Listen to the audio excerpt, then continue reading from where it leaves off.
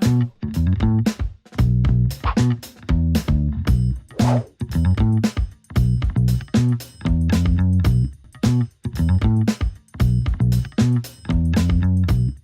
d'abord, rappelons qu'est-ce que le ligament croisé antérieur.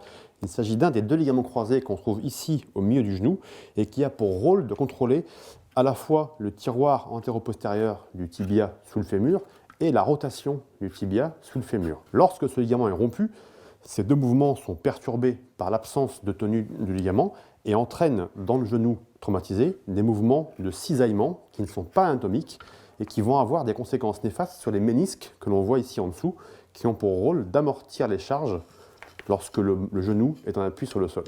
Cette instabilité, qu'elle soit sentie ou non par le patient, va donner à bref ou moyen terme des déchirures des ménisques, qui sont parfois d'ailleurs concomitantes du traumatisme initial, et ces déchirures méniscales vont donner à moyen terme des lésions cartilagineuses qu'on appelle de l'arthrose.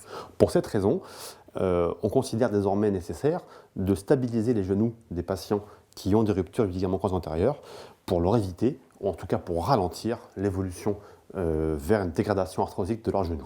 On considère donc que la quasi-totalité des patients jeunes, c'est-à-dire moins de 40-50 ans, qui ont une activité professionnelle, qui ont une activité sportive parfois importante, ont besoin d'être opérés pour préserver leur genou d'une évolution arthrosique. Enfin, les patients qui se sentent instables, qui ressentent au quotidien une instabilité rotatoire ou en dérobement du genou, sont gênés par ça. Parfois, ça peut être douloureux également parce qu'il peut y avoir des contraintes cartilagineuses ou méniscales qui font mal.